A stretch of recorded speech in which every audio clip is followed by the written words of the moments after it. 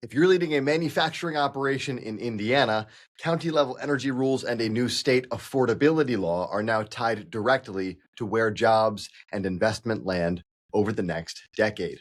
A fresh study says wind and solar restrictions are costing counties hundreds of millions of dollars and nearly 9,000 jobs a year, while House Enrolled Act 1002 promises cheaper power for residents and more accountability for utilities.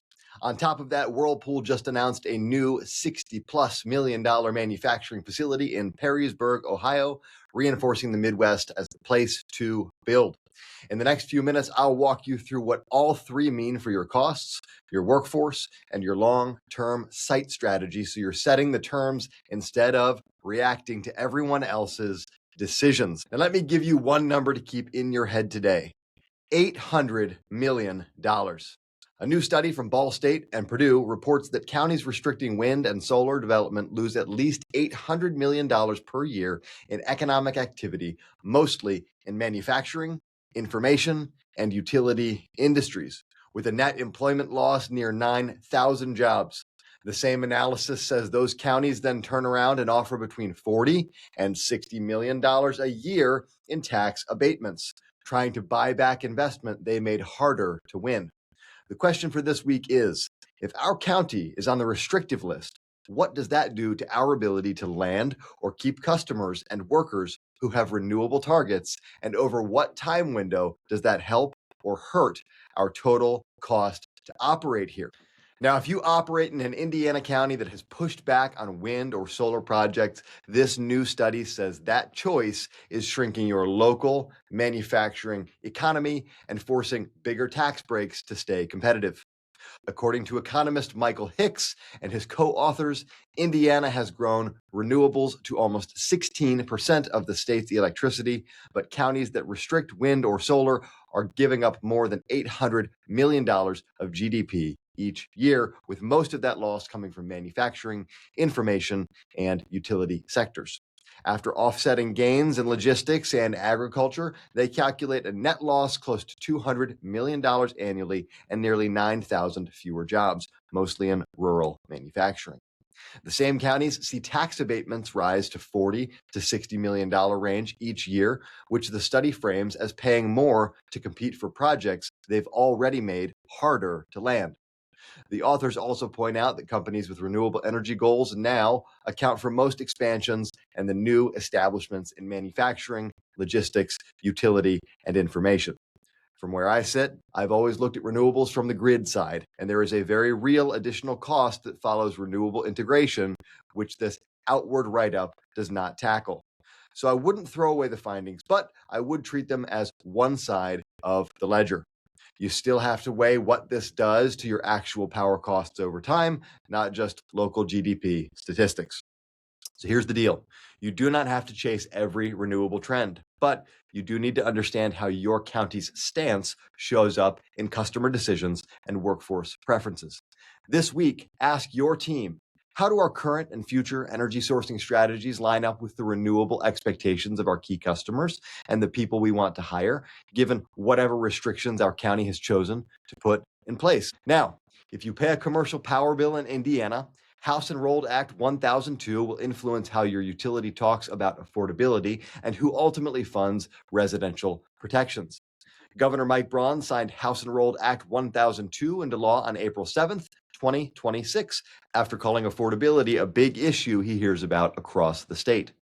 Authored by Representative Elena Schonkweiler from Noblesville, the law lets residential customers move to budget billing starting July 1st, prohibits disconnections for low-income households during extreme heat warnings, ties utility profits to metrics like affordability and service restoration, and requires utilities to file 3-year rate plans.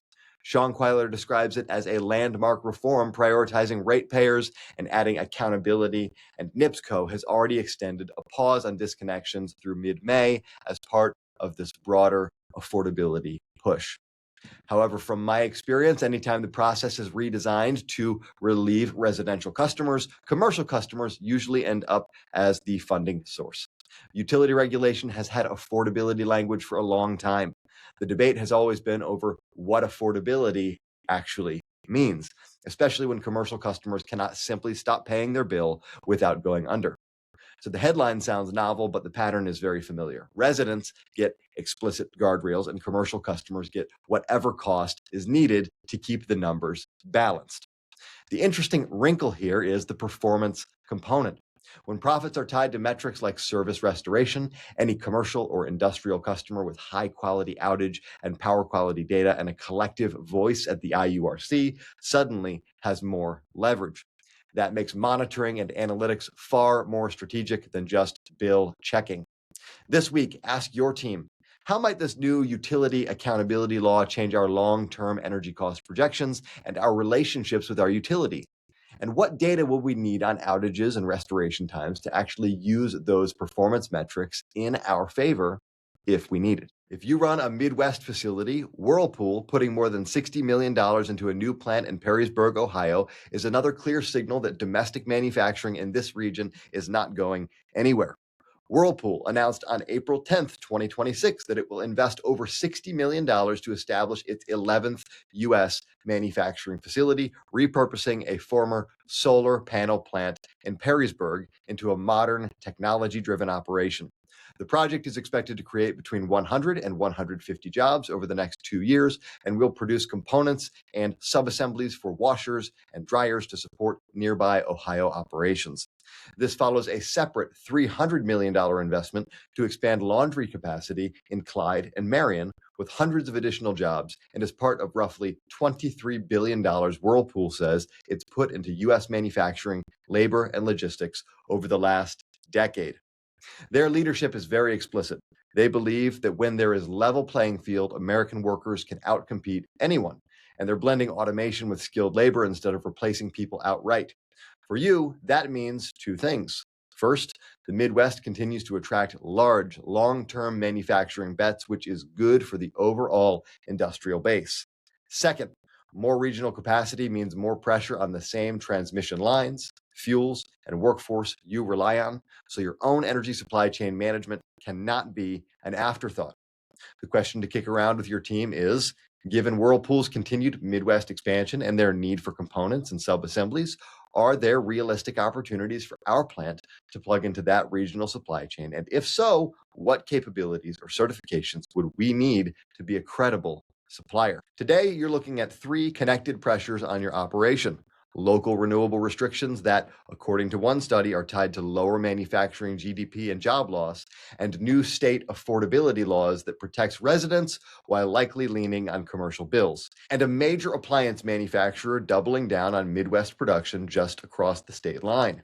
Taken together, they say this: where you build, how you source energy, and how you relate to your utility and your neighbor's policies will either reinforce or erode your economics over the next 10 to 20 years.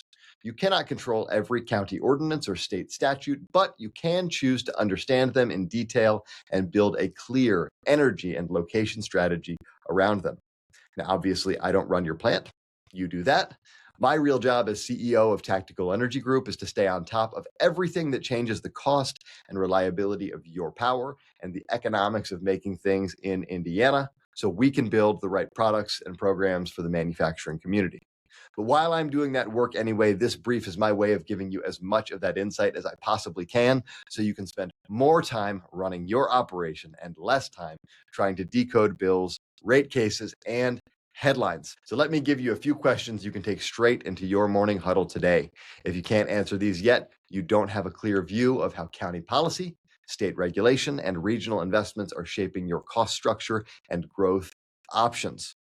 Questions for your morning huddle. Number one, is our county currently restricting wind or solar development? And if so, how does that align or conflict with the renewable energy expectations of our largest customers and the workforce we want to attract?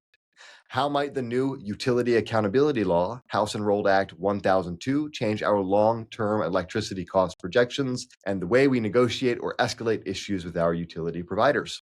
Number three, what data do we have today on outages, restoration times, and power quality events at our facilities? And is that data organized well enough to be useful if we ever need to challenge our utility on performance? Question number four. In light of Whirlpool's new $60 million facility in Perrysburg and their broader Midwest strategy, Are there specific component categories where our capabilities could realistically fit into their supply chain? And what would it take to start that conversation? If this helped you connect today's headlines to your actual cost structure and site strategy, send it to one other Indiana operator who signs off on budgets or location decisions. The more leaders who are thinking this way, the harder it is for outside decisions to reshape the economics of manufacturing in this state. I'm Daniel Burke. This is TEG Daily, and I will see you tomorrow.